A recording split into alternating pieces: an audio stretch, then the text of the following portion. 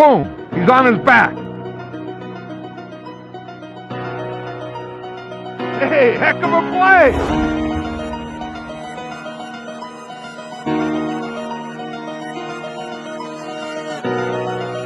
That is concentration. Hey, he'll remember that number. Amazing!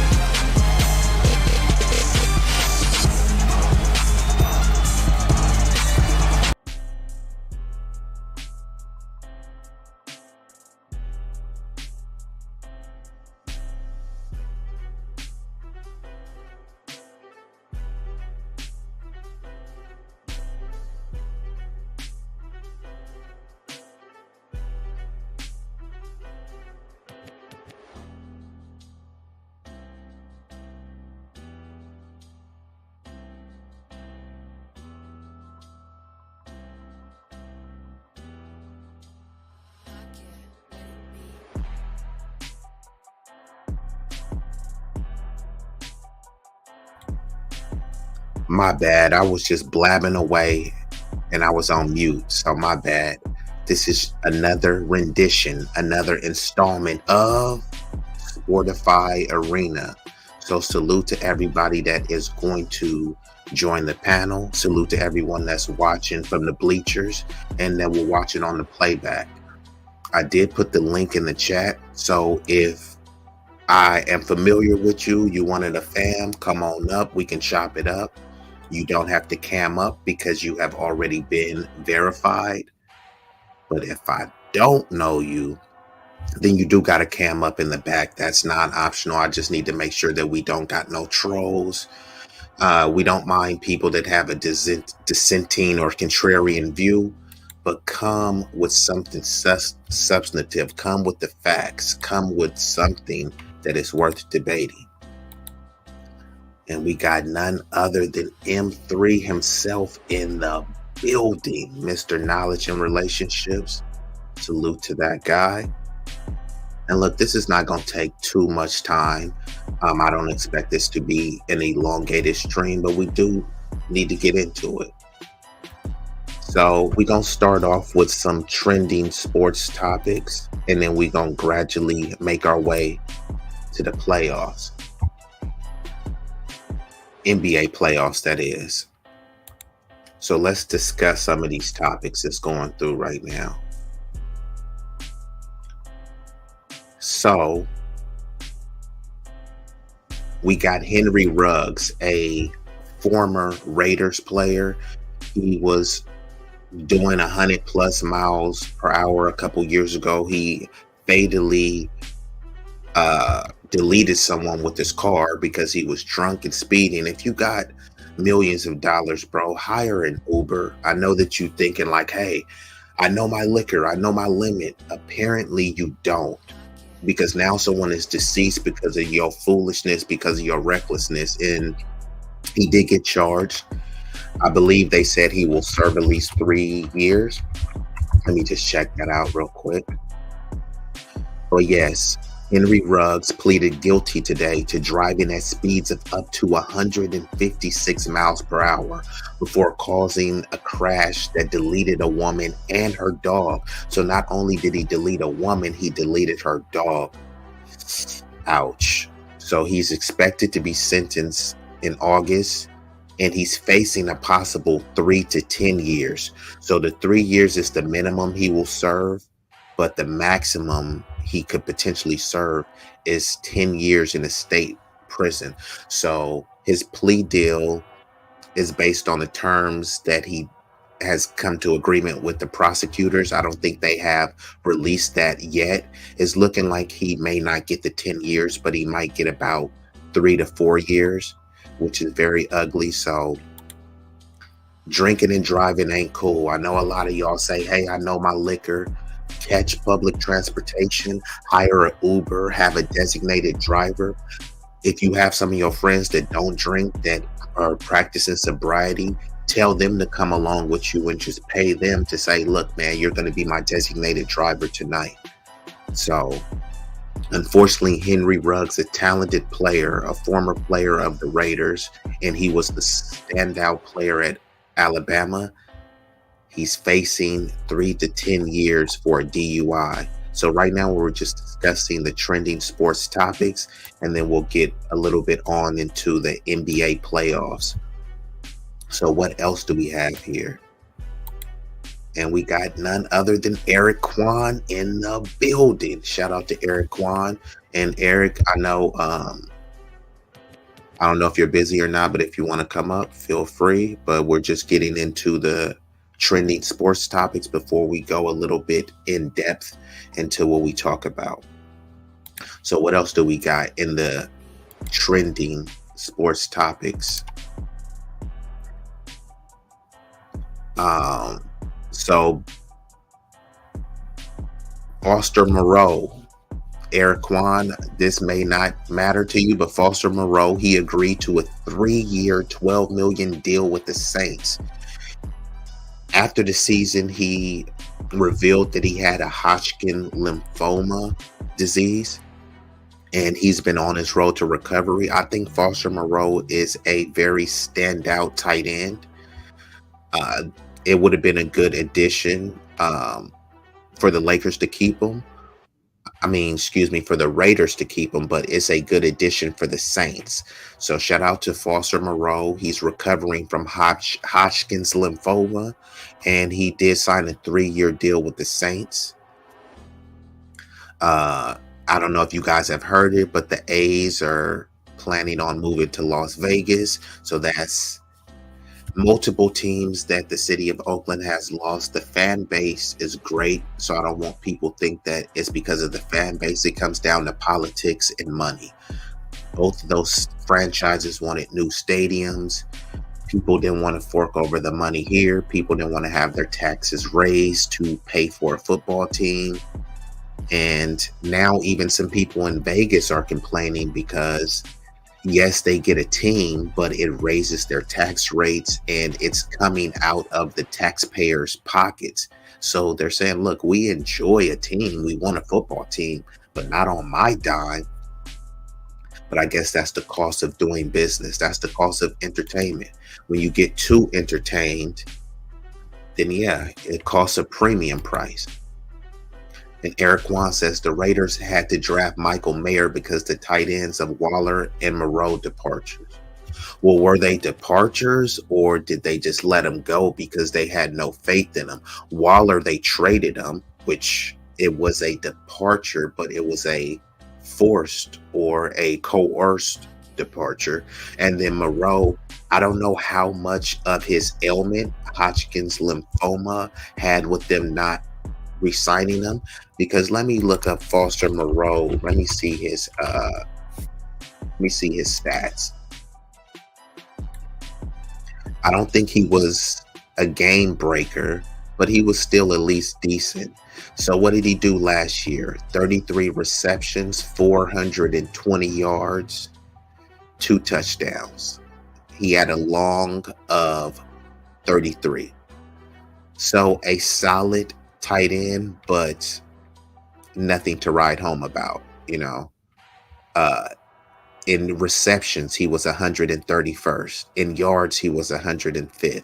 In touchdowns, he was 92nd. In average per catch, which is 12.7, he was 40th. So I don't think they were worried too much about letting him go.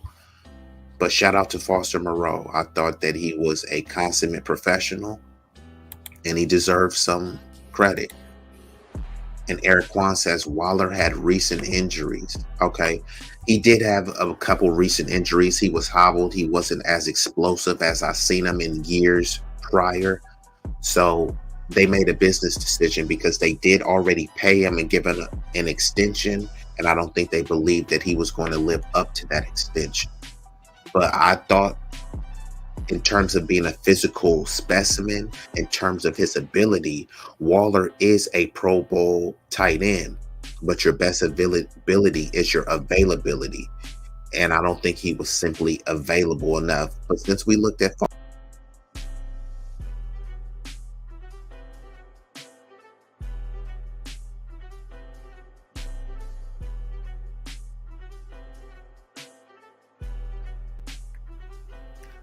oh, my bad with that.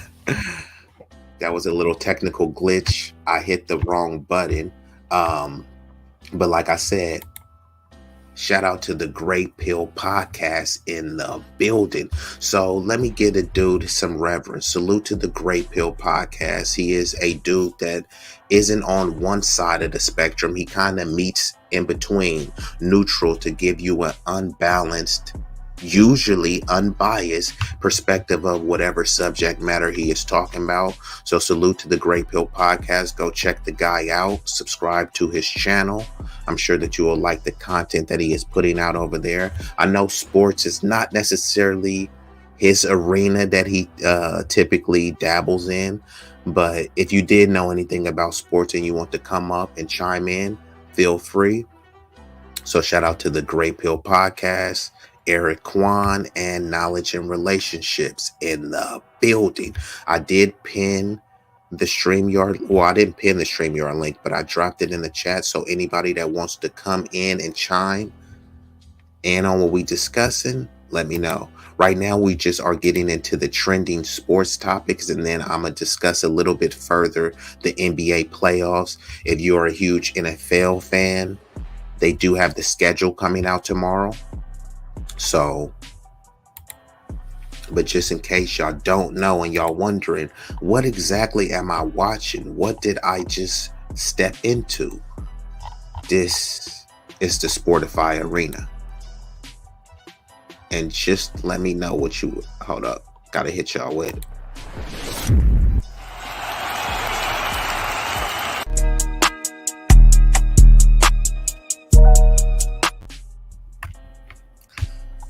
The Sportify Arena. So let me pull back the banner. But I want to look up the stats of Darren Waller, because he was a Pro Bowl tight end, but he did fall off last year. And like Eric Kwan is saying, it's due to injuries. Your best ability is your availability. They must not want me to see his stats, because I'm trying to look for his stats and they making them a little bit elusive. But his stats were not great at all last year because he was injured. It looks like he had 388 yards receiving, 3 touchdowns, 13.9 average. He is only 30 years old. And physically, he is a specimen. He has the talent and ability, but I don't know. Maybe he's lost a step. Maybe this is the last. Maybe this is father time calling Darren Waller. Who knows? But we'll see what he does with the Giants.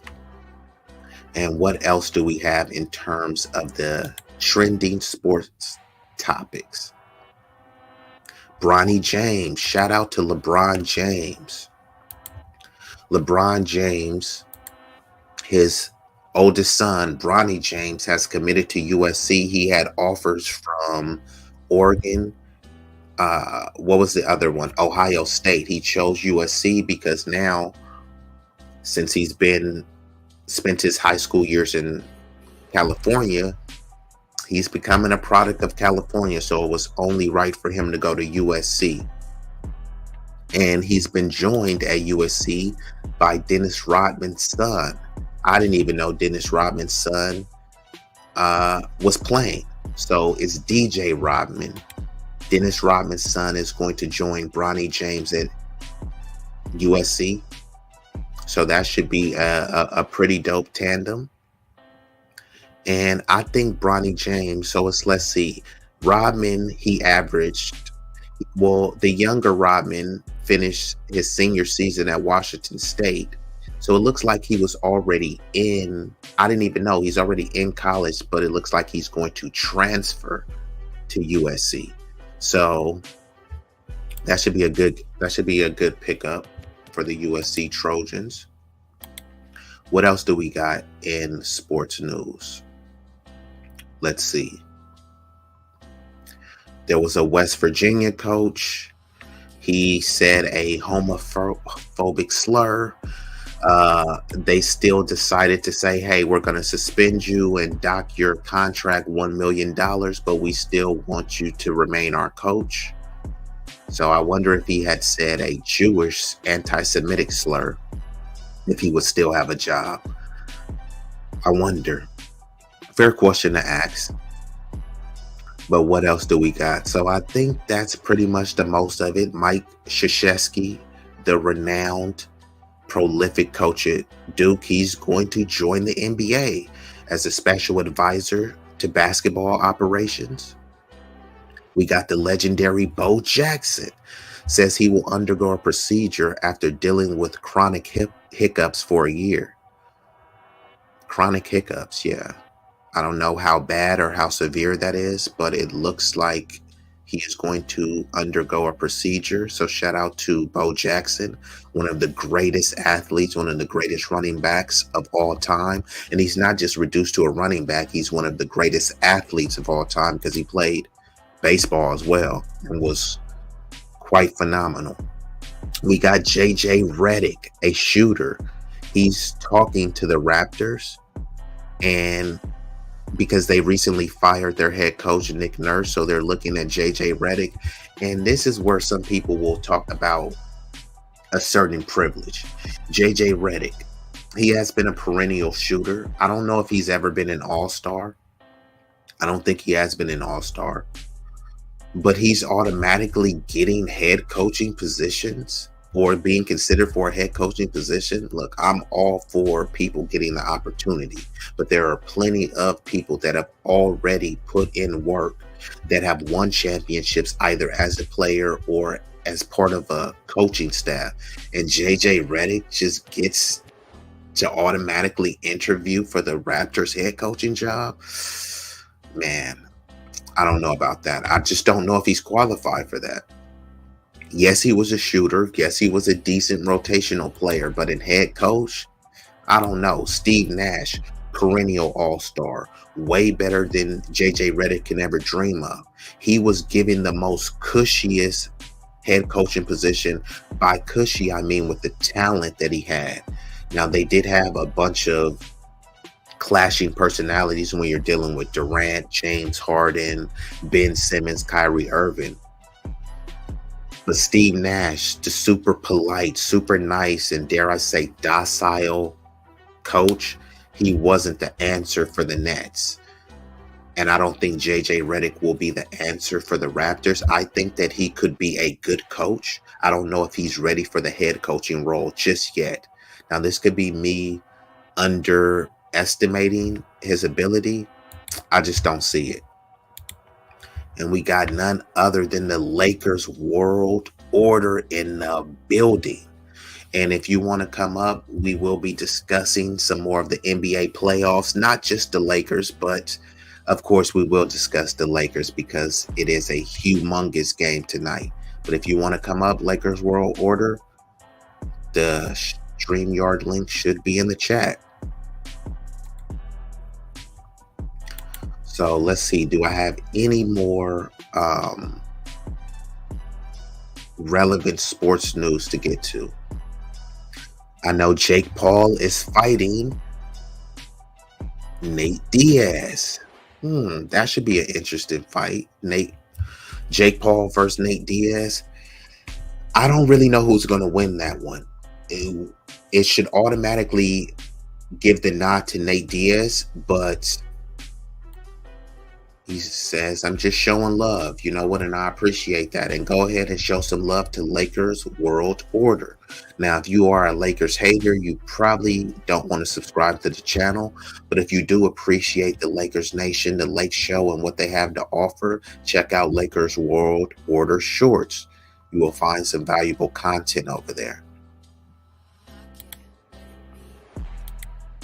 But Jake Paul has kind of been on a tear. He did lose that fight recently, but I still think that he is a credible boxer. I'm not going to act like the dude is the second coming of Tyson or Joe Frazier or anything like that. But I think that he is a professional, talented boxer.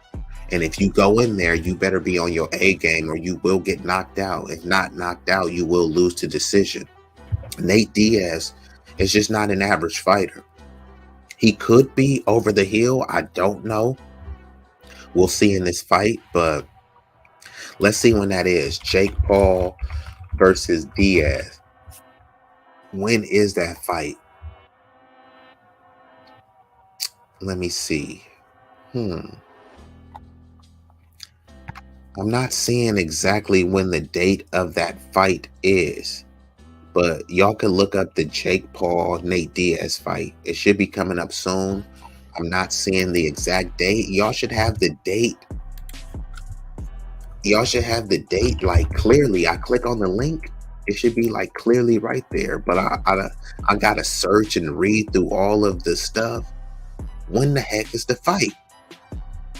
Anyways, y'all look it up. Nate Diaz versus Jake Paul. I'm going to go ahead and go with Nate Diaz for the victory. But Jake Paul definitely does have a chance to knock him out. And we've been joined by the lovely, the illustrious Miss Traumatos, stopping in to say hello, share. I'm at work. Have a great stream.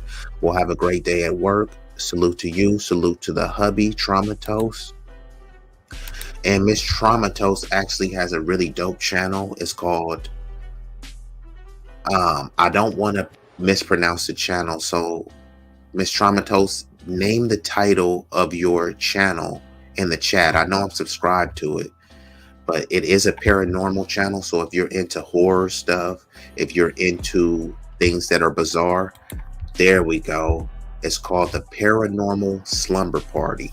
So over there, she is showing different visuals that will kind of have you creeped out, but will also have you intrigued. So if you're into horrific things, check out the Paranormal Slumber Party. She's doing some great work over there. Salute to Miss Traumatos. And what else do we got? Yeah, I think that's pretty much it. I mean, there are some other sports things, but none of them warrant a full discussion. So I think we can go ahead and get right into it. And she said, we just hit 2 million views yesterday. So congratulations to that. That is a wonderful milestone. Keep up the great work. 2 million views is nothing to sneeze at. Even if you had 2,000 views, you got to start somewhere. So shout out to Miss Traumatos, the Paranormal Slumber Party, and congratulations. She says, appreciate you. Have a great day. I appreciate you too, because she is always supportive. She immediately comes in, gives love, shows love. So it's only right that I reciprocate. Lakers World Order says, I'll sub to her. And shout out to Lakers World Order, because they are very supportive as well. So if you enjoy basketball and the Lakers especially, go ahead and sub to Lakers World Order. If you like some Freaky Friday, creepy type of stuff, sub to Paranormal Slumber Party. You will not be disappointed. And it looks like I'm going to just be rocking out by myself. But if anybody wants to join, you're more than welcome. You know, no trolls, especially a faceless troll. Don't really have time for that. Don't have the energy for that. But anybody else that wants to come and chop the game, have a discussion, have a debate, then yeah, we can do that. And I am going to get into the NBA playoffs. The NBA playoffs. Where should I start? So this is where I'm going to start. The Suns and the Nuggets. I think that's a good one. So let me go ahead and pull this up, because I know that y'all like visuals. So let me put this up for y'all.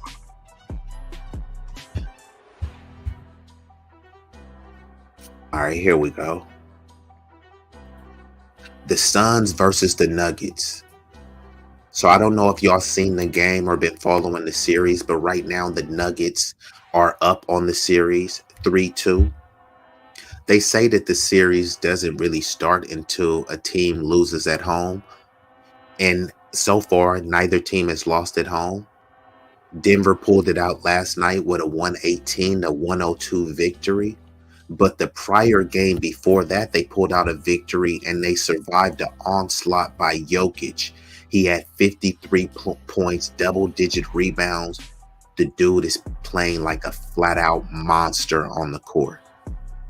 One thing about the Suns, I thought they were deeper than they actually are. The Suns have tightened their rotation, and their rotation is top-heavy. And the top of their rotation is greatness. Kevin Durant and Devin Booker. But from there, it is a very precipitous drop-off. When you look at DeAndre Ayton, who should be an all-star caliber player, but he's playing mediocre at best. He's playing like a role player. Last night, he had 14 points, 1 assist, 9 rebounds, which is, hey, you would take that right in 32 minutes. But then when you're looking at on the flip side, Jokic has 29 points, 12 assists, and 13 rebounds. is simply not going to get it done. DeAndre Ayton should be closer to 20 and 10. Really, he's talented enough to be at 25 and 10, but we don't want to get unreasonable. So I think that a 20 and 10 would be a fair expectation. Cameron Payne had 7 points, 4 assists, 2 rebounds in 31 minutes. That's not going to get it done. Landry Shamet lit up the Nuggets the prior game, but this game, 6 points, 3 assists, 5 rebounds. That's not going to get it done. The role players need to consistently average double digits. And what do we have here? Cameron Payne, 7 points. Landry Shamet, 6 points. Terrence Ross, 9 points. TJ Warren, 4 points. TJ Warren was a breakout star in the NBA bubble. He got traded to the Nets. Then the Nets traded him to the Suns, and he's just been putting up abysmal numbers. 15 minutes, which is not a lot of minutes, but 4 points. Come on now. They got Jock Landale, who no one is expecting Jock Landale to do anything. But Jock Landale is playing 16 minutes, contributing 5 points, 4 rebounds, which I'm not going to say that's bad for Jock Landale, because people are like, Jock? Who the hell is Jock Landale? I don't know. But Torrey Craig, who's supposed to be a credible player, he only plays 4 minutes and has 2 points. So I can't really say much about him because he only played 4 minutes. Maybe he should be getting more minutes. If Cameron Payne is giving you 31 minutes and only is able to amount 7 points, that's not going to get it done. Now, when we look at the flip side, Aaron Gordon, 10 points, 6 assists, 6 rebounds. Now, these are not game-breaking numbers, but these numbers are very effective when you consider that Jokic and Murray is flat out destroying the Suns. Michael Porter Jr., who was probably the most hot and cold player in the league. His talent is superb, but is very inconsistent. He was consistent last night. 19 points, 2 assists, 8 rebounds in 28 minutes. I'll take that. If he can do that on a nightly basis, the Nuggets will be very formidable, extremely hard to beat. Jamal Murray, who was off of his game a little bit last night, still managed to get 19 points, 6 assists, 5 rebounds in 37 minutes. KCP, Kentavious Caldwell-Pope, he's mainly out there for his defense and to hit some timely threes. 7 points, 3 assists, 7 rebounds. But this is the shocker here. Bruce Brown out there was looking like the second coming of Isaiah Thomas or something. 25 points, 1 assist, 5 rebounds. That's extremely impressive for Bruce Brown, especially since he's not known for consistently hitting the 3 ball, but he was banging it out last night. And there's a bunch of people that are quality that didn't even get any run. Reggie Jackson, a solid player. He got 4 minutes, but he had a goose egg. They didn't even need him. Ish Smith got 2 minutes, didn't really even need him. Jeff Green, who turned back the clock of Father Time, he played only 16 minutes and contributed 4 points. So an all-around solid game from the Nuggets. The Suns are really going to have to step it up in game 5. Otherwise, it's just going to be a complete and utter blowout. But let's see what the chat is saying. We got none other than Shaniqua. Let me give my homegirl Shaniqua, I got to give you a wrench too, because she is always super supportive. So shout out to none other than Shaniqua. Town business in the building. So let me go ahead while I'm doing this. I'm going to do this live in real time and go ahead and give her wrench. I know. And look, we going to be at odds on this because she is a diehard Warrior fan. And the Warriors are my second favorite team. I love the Warriors. Just don't love them as much as I love the Lakers. So if the Warriors were able to pull this series out, which is highly improbable and unlikely, I will be going for the Warriors. I've always been a Lakers fan. It's not no bandwagon stuff.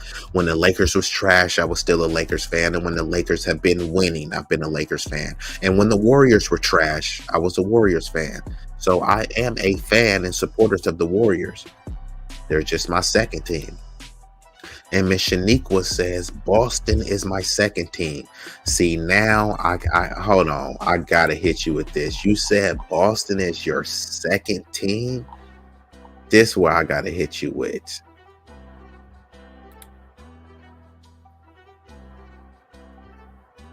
Boston?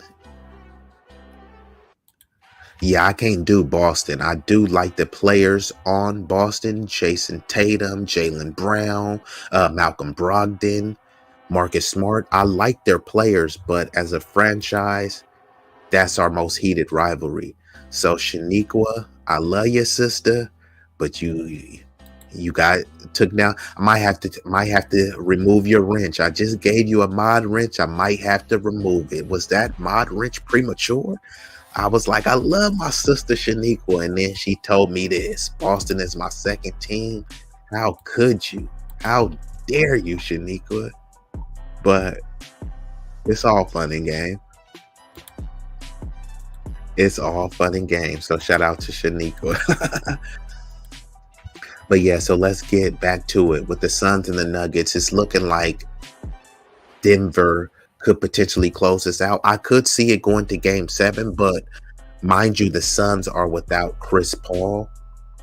So without Chris Paul, I think that it's going to be a wrap for these boys.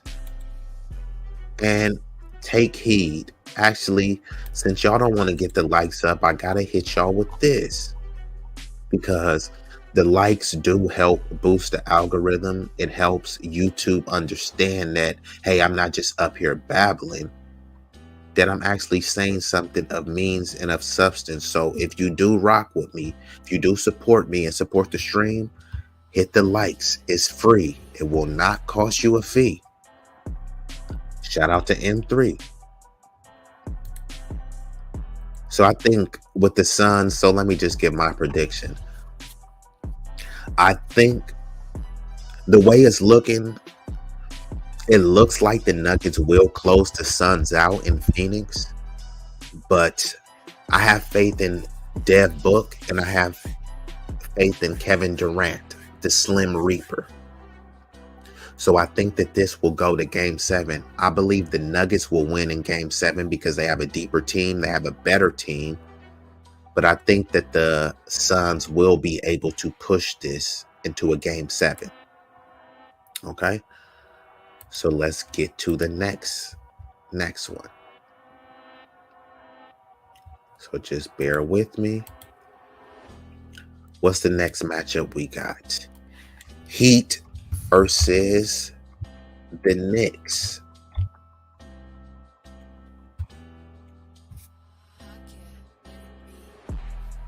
So the Heat currently are up 3-1 on the Knicks.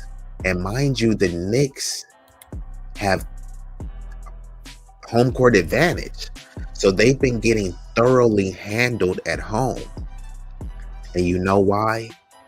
Jimmy freaking Butler. Jimmy Butler has been a man-child out there. He's playing 30-something minutes. The last game they won, he played 42 minutes, 27 points, 10 assists, 6 rebounds.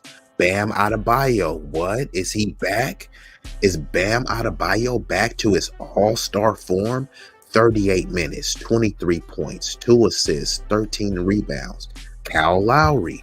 They were trying to trade Kyle Lowry because they thought he was over the hill. Yes, he has lost a step, but Kyle Lowry is a champion. He was very critical and pivotal to the Raptors winning that championship when they had Kawhi. 26 minutes, 15 points, 4 assists, 5 rebounds. Very solid numbers for a starting point guard, especially one that is on the decline. Caleb Martin has been very impressive for them. He's been solid on defense, and he's done just enough to contribute on offense that it warrants him being out there. 26 minutes, 10 points, 2 assists, 5 rebounds.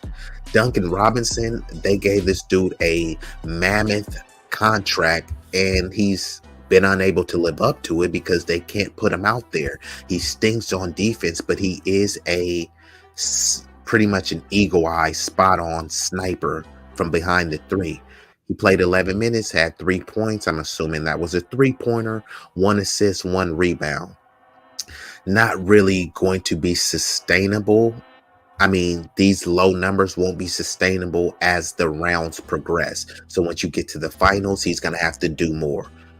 And I'm talking about the East Finals. So once he gets to the NBA Finals, or if they get to the NBA Finals, these numbers will be inadequate.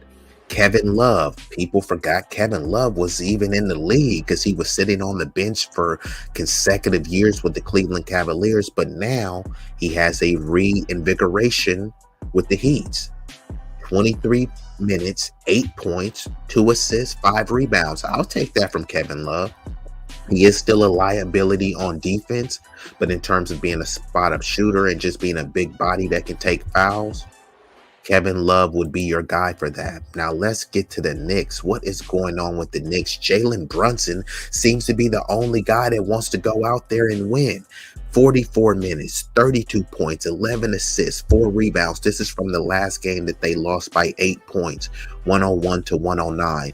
Julius Randle, I don't think he's completely 100% back from his injury, but he did put up some solid numbers in 39 minutes. He had 20 points, 3 assists, 9 rebounds. RJ Barrett, 35 minutes, 24 points, 3 assists, 4 rebounds.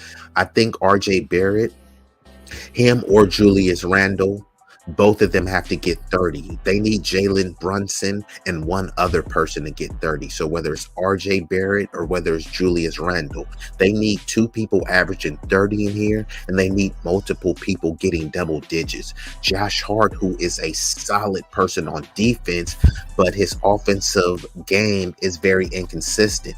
22 minutes, 4 points, 0 assists, 2 rebounds. Isaiah Hartenstein, 15 points, 15 minutes with 2 points. Obi Toppin only getting 6 minutes and 4 points. So 4 points in 6 minutes is good. So you have to wonder, why didn't he get more run out there? Because I think he might be a better threat at scoring than Mitchell Robinson. But Mitchell Robinson is a better defender.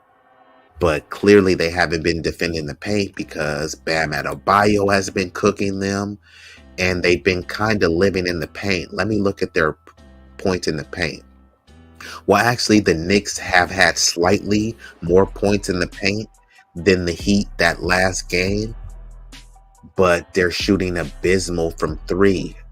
9 out of 28, which equates to 32%, which is not the worst, but is not good at all. They're shooting 75% from the free throw based on the last game.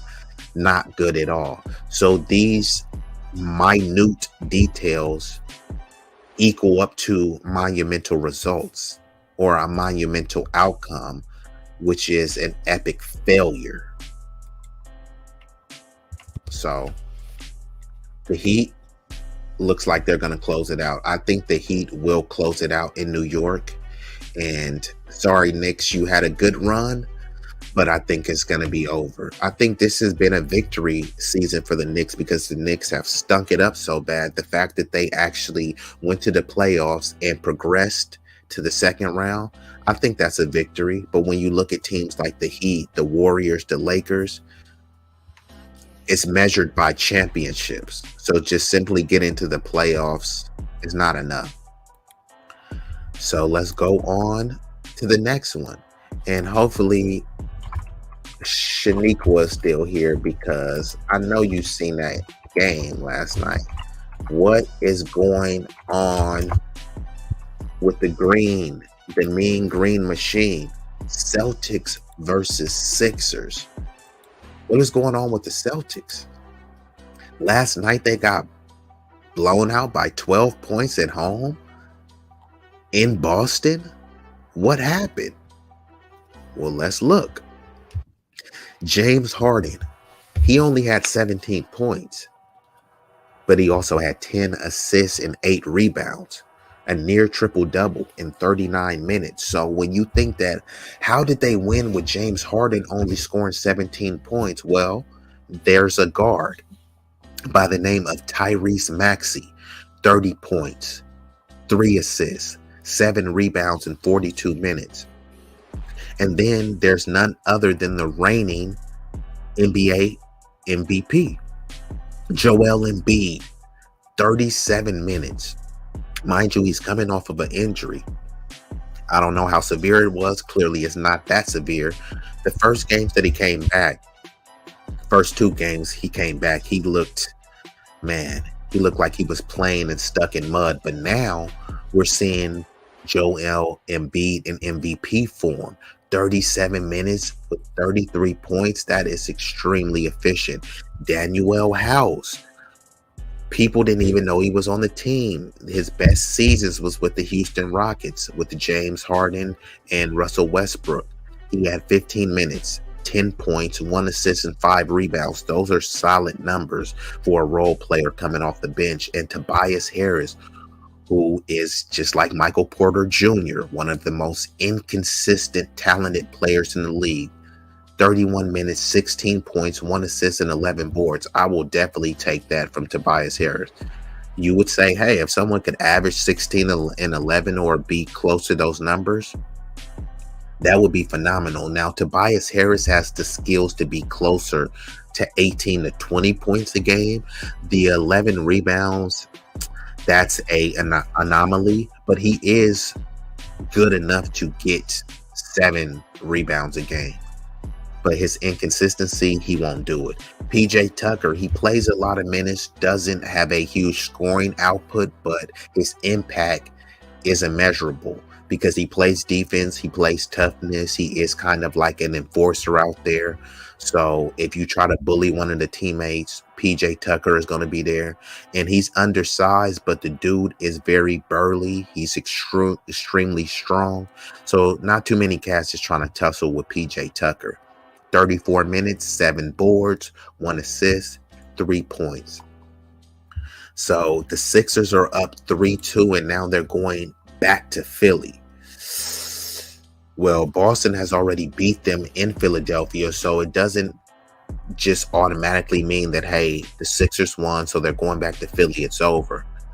But if I was a betting man, the way Philly looked last game, it looks like Philly could take this series because they've already won in Boston without Embiid. Now, they got embarrassed in Boston and in Philadelphia with Embiid on the court, but he was coming straight back from injury and he did receive his MVP trophy. So there's a lot of emotions going on, kind of like a ring ceremony.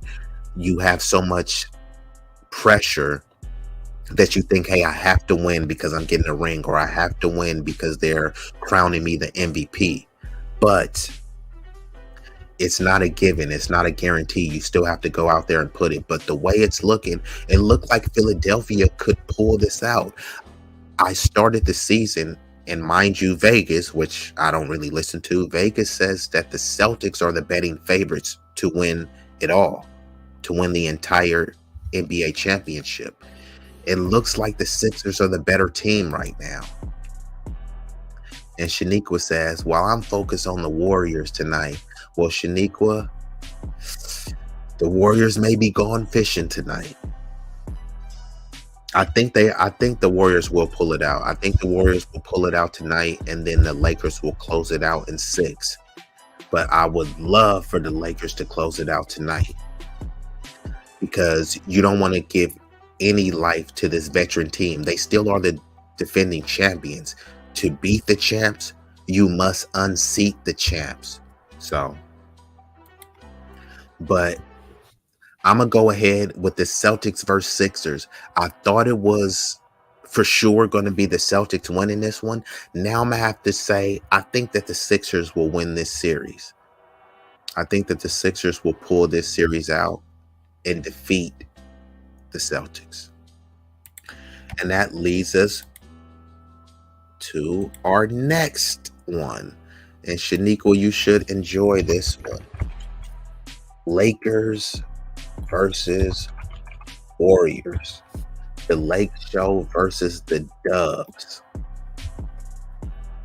Lakers are up 3-1 now. Look, you can talk to Lakers World Order. You can talk to Big Baby Sports. You can talk to Snowman, Snowman Sports Broadcasting. I've told these gentlemen this on many occasions. The Lakers need to be playing Lonnie Walker. Lonnie Walker was collecting dust on the bench. He came in and was very pivotal for the Lakers to win. 15 fourth quarter points. The Lakers it was looking ugly for them. They were down double digits to the Warriors, and I thought that the series was going to be tied 2-2. The Lakers are not a great come from behind team. They are better front runners. The reason why they're not a great come from behind team is because they don't consistently hit the three. They hit the three sporadically. And let's see what they did here. 6 out of 25 for their last game. What is 6 out of 25? 24%. You know what they call that? Abysmal. So, but what the Lakers are able to do is they are able to control the pace and they're able to dominate the paint. So, because they dominate the paint, because they attack the paint a lot, they're able to get a bunch of fouls, which has led to some people crying foul and saying there's propaganda. So we'll just focus on the last game. 12 free throws for the Warriors. They hit 9. That equates to 75%. But this is a anomaly that you almost never see happen. So you just got to bask in this stat. 20 out of 20 for the Lakers. 100% on free throw shooting. That almost never happens. But let's talk about the field goals. 46.5 for the Warriors, 45.3, and I'm only talking about last game, but the Lakers are up 3-1 in this series, so these trends have been reoccurring. The Warriors consistently jack up 40 plus threes per game, while the Lakers are averaging between 20 to 25. The first couple games, the Warriors shot 53 three-pointers, 50 three-pointers, and they're hitting them at a decent clip sometimes, and then sometimes it's a below average. Their last game, they shot it at 29.3. That's not going to be enough to get it done against this Lakers team. Now, in terms of assists, they were really productive. The Warriors had 29 assists to the Lakers 21. So they were having good ball movement, but they weren't not hitting the shots at a high enough rate to beat this stuff. So they say live by the three, die by the three. There's a couple games where they beat the Warriors. There was actually one game they beat the Lakers by 27. That game they lived by the three. These other games they died by the three. And they're complaining, hey, we're not getting enough foul calls. If you're standing 30 feet away jacking up threes, how are you going to get any fouls? The refs are not going to call that. You need to drive. You need to go hard in the paint. And just because you go hard in the paint and you fall and flop, it doesn't necessarily mean that that was a foul. This is a physical game. The refs are not going to be able to catch everything. They're going to miss some calls. So you got Steve Kerr complaining, saying, oh, the Lakers are flopping for calls. Well, now that's what the league has come to, because someone will get hacked and the ref won't call it. Then someone gets hacked. You jerk your shoulder. Now they give you a foul call. It's strategy. You can get annoyed at James Harden, but if James Harden was on your team flopping and getting free throws that led to your team to victory, you wouldn't say anything. Draymond Green, who's always complaining, right? Even he is flopping. So he's verbally flopping too, because he'll foul someone and then go complain to the ref. How could you call that? I would consider that a flop. I would consider that a verbal flop, because you know exactly what you did. You fouled the player and now you're trying to convince the ref, hey, don't call it against me because I'm going to complain to you. No, that's a verbal flop for me. And then you see some of these dudes that are big, strong, bench pressing 300 pounds, 400 pounds. Then they get pushed by Kevin Durant or some other skinny, scrawny player, and they're flopping all across the world arena. If that results in a penalty, a flagrant foul, free throws for your team, it's annoying for the opposition, but it is effective for your team. And Miss Shaniqua says LeBron is definitely a crybaby. I think I wouldn't go as far as saying that he's a crybaby. I will say that he complains sometimes. He is whining. But then we would have to say, okay, LeBron is crying and he's complaining compared to what? Compared to who? If we compare it to Draymond Green does cry quite a bit. If you look at Jokic, I seen Ja Morant. Ja Morant is trying to dunk over everybody, and then he starts crying and complaining too. But no one is calling Ja Morant a crybaby. So just be consistent, Miss Shaniqua. Keep that same energy. She says sometimes. I agree. I don't think Draymond Green is crying all the time, but he is crying some of the times. Just like maybe LeBron would cry. And I think LeBron is doing that because he thinks he's reached a level and has a certain status in the NBA that, hey, I should be the godfather. Some people revere me as the GOAT. Certain calls I should get. And I don't think that's an issue, right? Steph Curry should get certain calls, not only because he's fouled, because he's one of the GOATs, one of the premier Hall of Fame players that's currently playing in the league. Now, are we going to give Jordan Poole the same calls that we give Curry? Because if they give Jordan Poole the same calls, then he basically is Curry, and we know that's not the case. So there is some points where you have to like kind of make some judgment calls. Hey, I'm going to call this on LeBron, but I'm not going to call the same call on Kuminga or Moody. Moody or Kuminga can't compare to LeBron, just as well as D'Angelo Russell or Dennis Schroeder can't compare to Curry. So should they be getting the exact same calls? I think not. And we've been joined by none other than Quantum Metaphysician. Shout out to this lovely lady. I know she don't really know too much of sports, so she's just coming here to support. But if you did, of course, you can always hit the link. And I'm not going to be up here too much longer because I'm pushing on an hour and I covered quite a bit of sports news. And she says, no, not Draymond. I'm talking about LeBron. So here she goes again with the LeBron slander, calling LeBron a crybaby. But you know what, Shaniqua? Speaking of that, I know you said LeBron was a crybaby, but I actually have a video. I have a video of Draymond crying. Here it goes.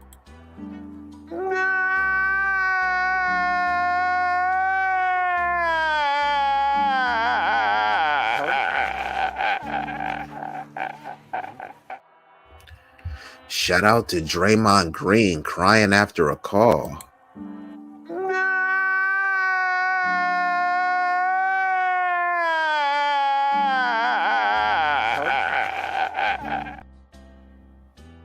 Draymond. Get it together, brother.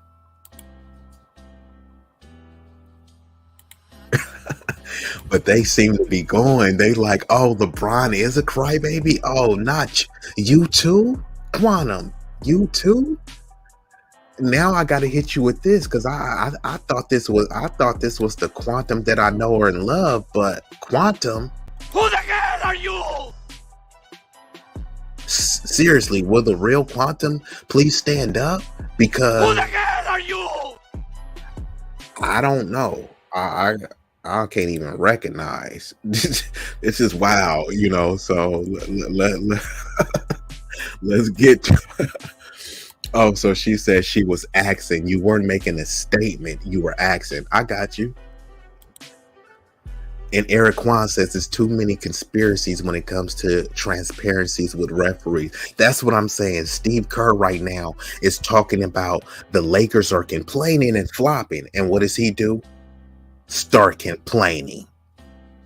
So your response to the Lakers allegedly complaining is for you to complain? Got it. And she says, is he a crybaby? I don't think he is a crybaby. I think that he could have crybaby tendencies. How about that? And she said, that's LeBron tonight. Come on, don't do that, Shaniqua. We not doing that. Don't do that. We talking about the GOAT here. And we got M3 in the building. But yeah, I'm with Eric Kwan. Too many times people are saying, well, it was the ref's fault that we lost. Was it the ref's fault that y'all couldn't hit a shot? Was it the ref's fault that you wouldn't drive to the paint and get fouled? Was it the ref's fault that you kept jacking up threes? Was that the ref's fault? Was it the ref's fault that you wasn't moving your feet quick enough and you fouled repeatedly over and over? Was that the ref's fault? I think not. She says, I mean, I don't see him as a crybaby, but then again, men are babies. Well, he's not a crybaby, and men are not babies, but some people could have baby tendencies, right? They can kind of cry, they can kind of whine and complain like a baby. It doesn't mean that they're a baby, but I think that transcends gender, right? Women who are adults, adult females, they will be crying. But do we call them babies, or do we try to say, oh, well, that's just their nature? Well, human nature is to exhibit emotions, right? No gender has a monopoly on emotions. Is that what we're saying? Right? Because we like to talk about equality, right? So if women could cry, why can't LeBron? Why can't Draymond? Right? Especially if your crying is leading to something. Think about this with your kids, right? And I'm not saying these NBA players are kids, but they're someone kids. So your kid will go into the store and you'll say, no, you ain't getting none from the store. And you better not ask me again. Then they start crying, right? Actually, let me paint the picture a little bit more vividly for you. You take your kids to the store and you say, no, you better not ask me for a mother freaking thing, right? I'm not getting you nothing. And then your kid comes and gives you a rebuttal.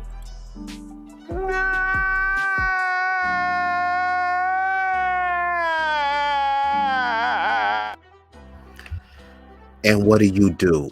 Not all, but some people will say, you know what? I can't stand to see my kid crying. I'm going to reward them. I'm going to give them that piece of candy. I'm going to get that video game for them. So the kid is internalizing that and saying, look, when I cry, I get rewarded. I cry, I throw a fit, a hissy fit, a tantrum, and I get something. Some of these players are saying, hey, when I cry, when I whine, when I complain, I get a foul call, which leads to free throws. I cry, the ref starts viewing the replay. I cry, I get benefits, I get rewards.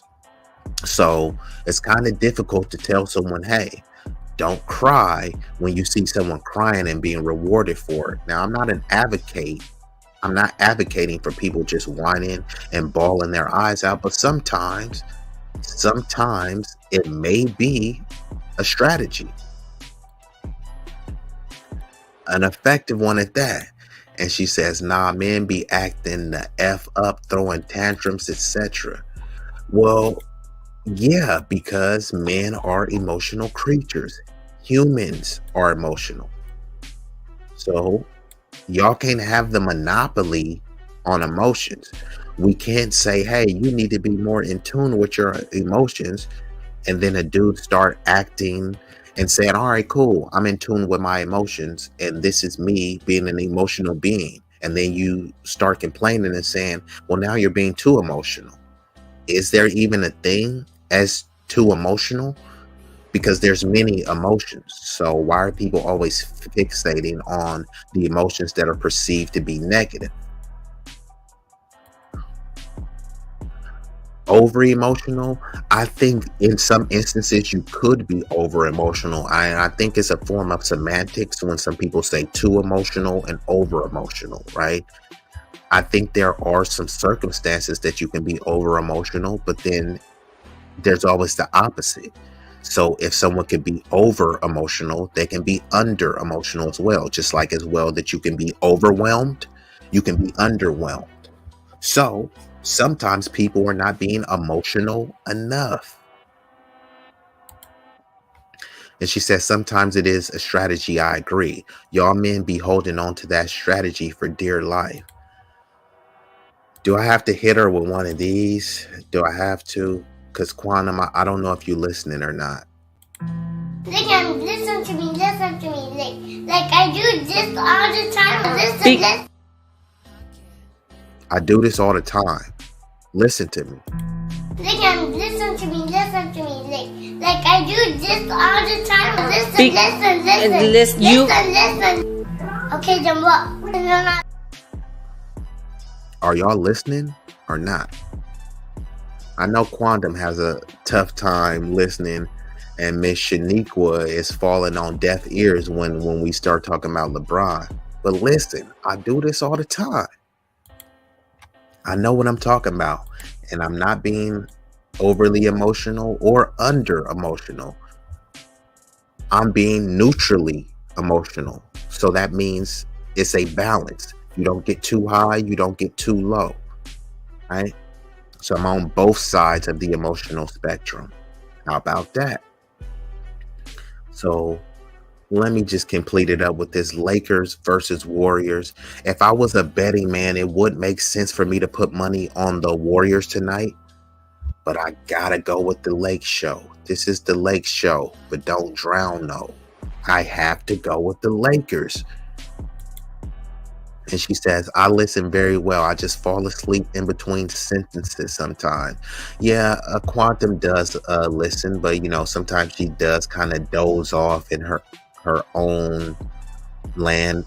But shout out to Quantum. Very but also anyone that tuned in, I gotta hit y'all with this because some of y'all has stopped in. You didn't give any greetings or salutations, and that's okay. I do appreciate the viewership, but if you did stop by, holla at your guy. You feel me?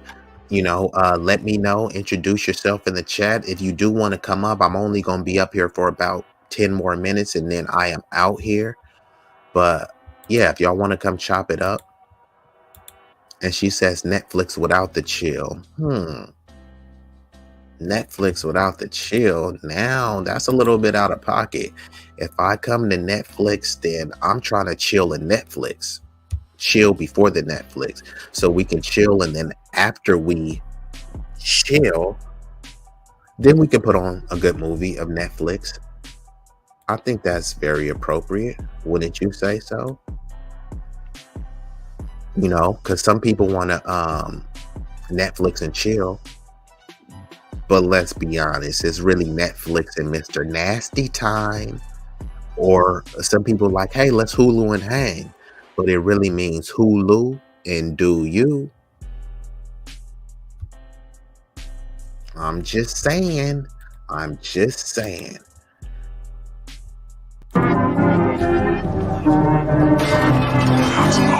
you not entertained? Are you not entertained? Is this not why you are here?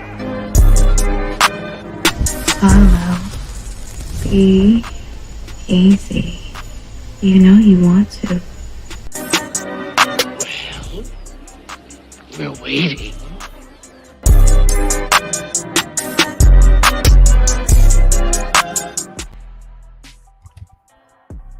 I'm waiting.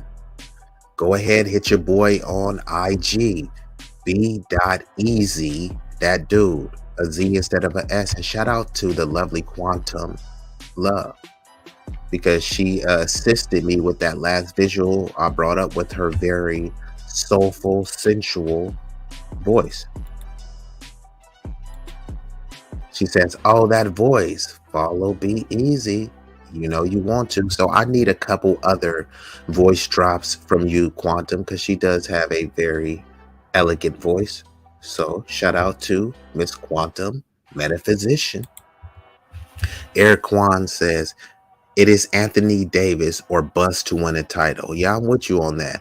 Anthony Davis, if he plays like the AD that we know, admire, and love, it's a wrap for the Warriors tonight. But if he comes and does his disappearing act, if he turns into Anthony Copperfield or Anthony Houdini, yeah, not going to pull this one out. And Miss Quantum says she sounds sexy as F. Sexy as fudge. How about that? Right? So I'm trying to limit my vulgarity. You know, I have plenty of times in my music, in my private speech, that I am quite vulgar, colorful with the language. But on here, I try to show y'all that you could articulate yourself with minimal swear words. But in terms of Miss Quantum with the very alluring voice, I would have to concur 100%. But yeah, so I got the Lakers tonight. It may be wishful thinking, but I got the Lakers tonight in the Chase Center in SF. I'm going with the Lakers. I think LeBron James, much to people's chagrin, who calls him a crybaby, I think he's going to step up tonight and have a monster game. By monster game, I don't think he's going to go for 40. Sorry, Dylan Brooks. I don't think that he's going to go for 50, but I think that he will have a solid 25 points. And I think he might get a triple-double tonight. If not, it's going to be a near triple-double. But I expect a humongous game from Steph Curry. Now, Steph Curry might be closer to dropping a 50 burger tonight. And Klay Thompson has just been way too inconsistent. Father Time appears to be catching up to him. He is still a lights out shooter, but his defense is severely lacking. So that could be a detriment. Wiggs has been solid for them, but they need Wiggs to be more than solid. They need Wiggs to be good to great. Like, his solidity has been just a step below good. Like, it's been decent. He is decent, good, and great, right? So he's on that decent spectrum right now. So if Wiggs comes out and he has a good game, if Curry is great, and if Thompson is good, then I think that the Warriors will win this. But if the Lakers role players play like they did last game, i.e. Austin Reeves, i.e. Lonnie Walker, it's a wrap. The Warriors will be gone fishing tonight.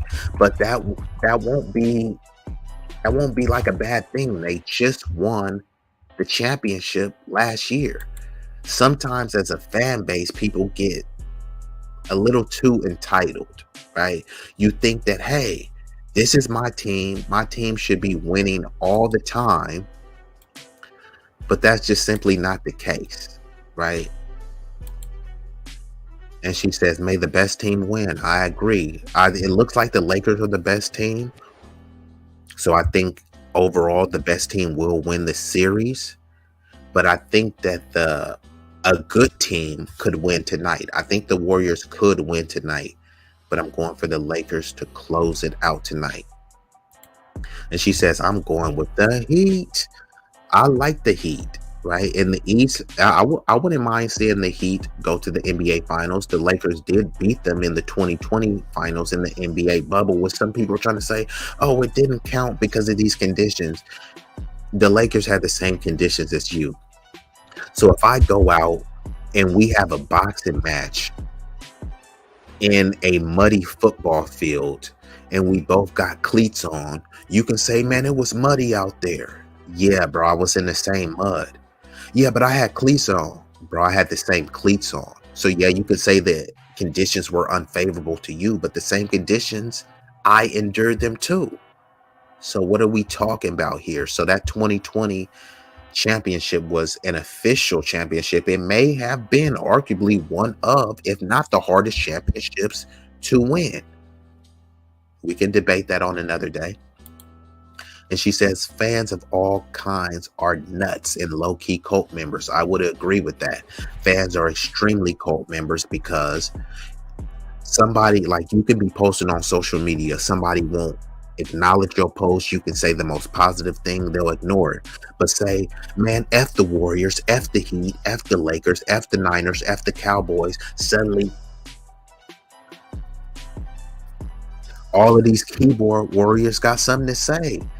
So you missed my 150 positive posts, and then I make one post criticizing your team, and now all of a sudden you want to bring the smoke to me? You want to bring the smoke to me and ride for a cult? These teams don't know you, bruh.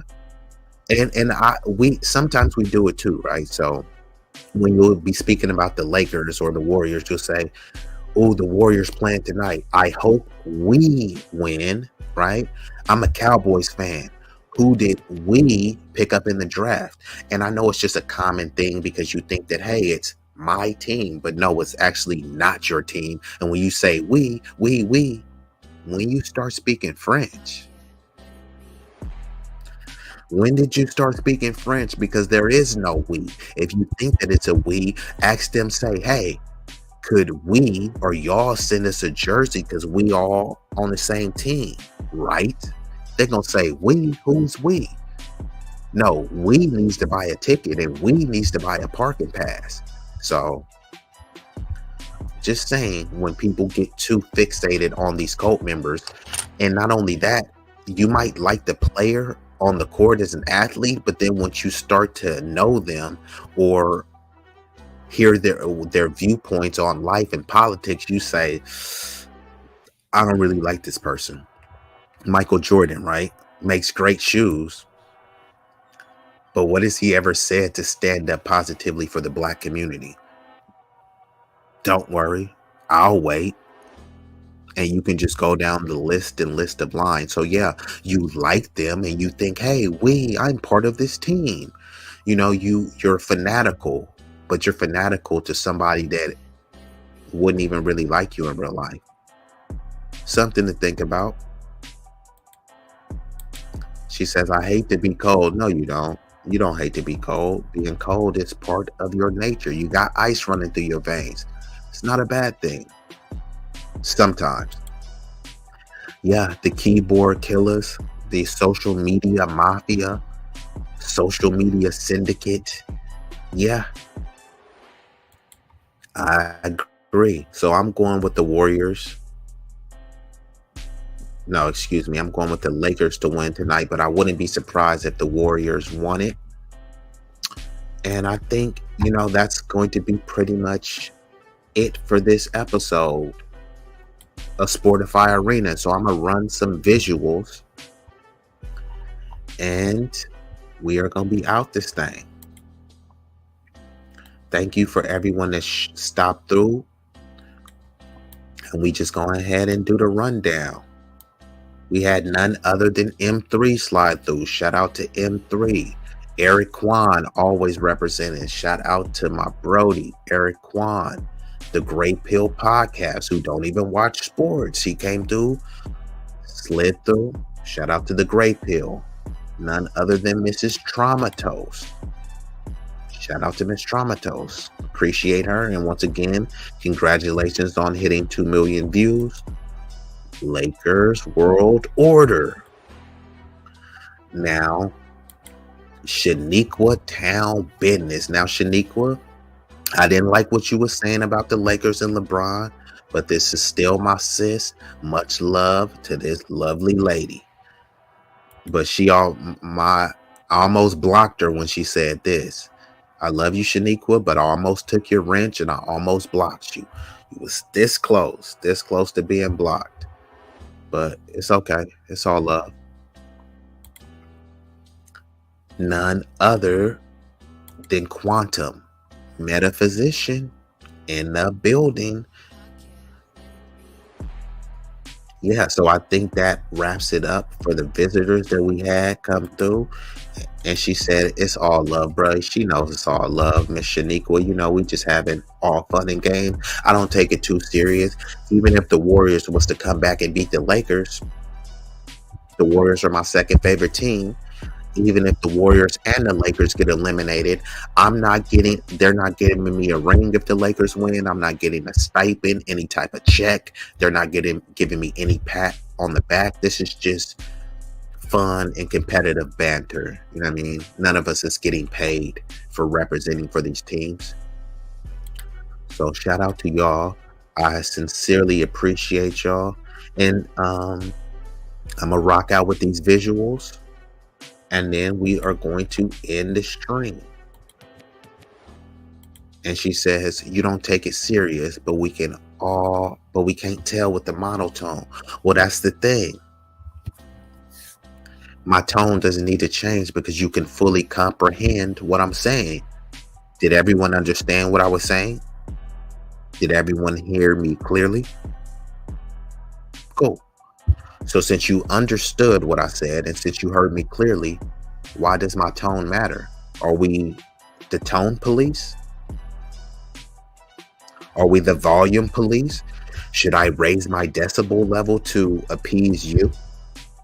So are you saying that if my tone is monotone, you want me to change my tone to what? Baritone for you? Are you going to change your tone for me? Are you going to submit to my demands? Stay tuned for the next stream and find out.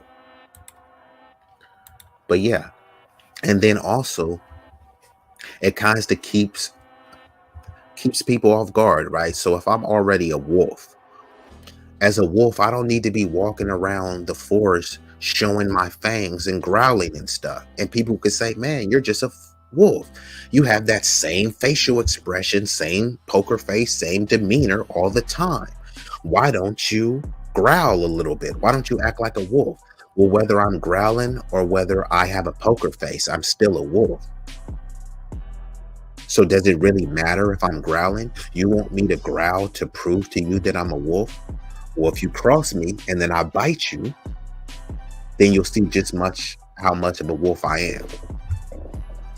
And she says, you a wolf now? No, I've always been a wolf, the leader of the pack. What are you talking about? Where have you been, Quantum? I've always been a wolf, the leader of the pack. I'm a wolf.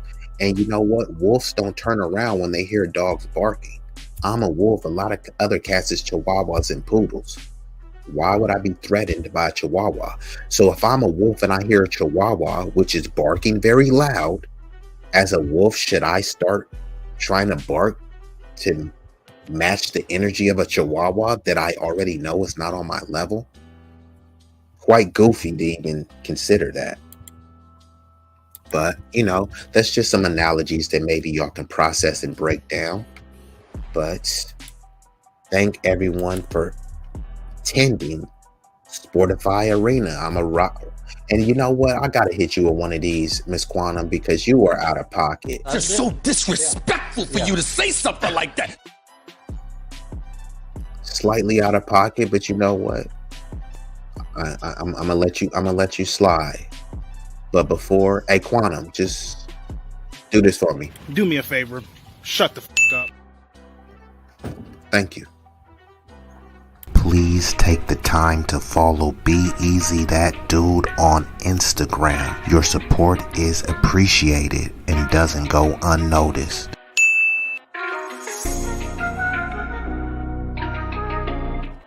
Time for a like intermission. We kindly request that you show love to the channel's creator and platform by leaving a like, sharing, commenting, and subscribing. Don't forget to turn on the notification bell to stay up to date with all the latest content. Liking posts is completely free and helps the algorithm boost our reach. We want to grow the community larger and larger, so thank you all who take the time to support us. It does mean the world to us and doesn't go unnoticed.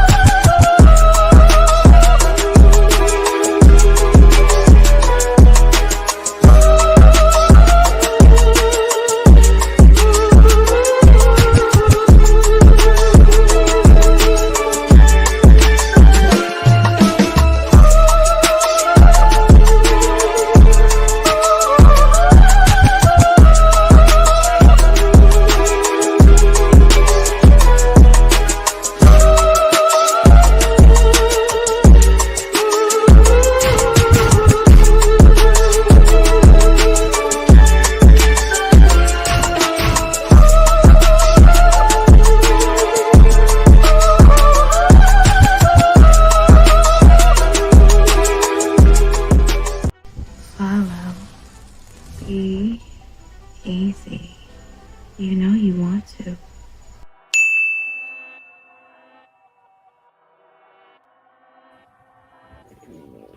You know you want to follow your boy. You know you want to subscribe and support. So what are you waiting for? And I got one more visual that I'm going to run, and then we are out of this thing. And a friendly reminder, likes, comments, and shares are 100% free. Won't cost you a fee. Thank you in advance. Sincerely, from management. And once again, shout out to everybody that slid through. But I got one more to hit y'all with, and we are gone. This is yet another installment of Sportify Arena.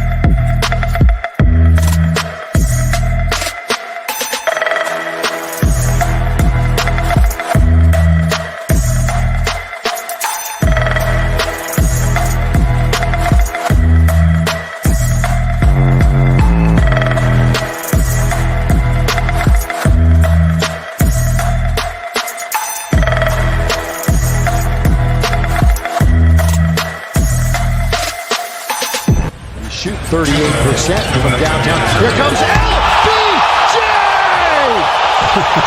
Look out! Oh, the crowd on their feet. That's what they came.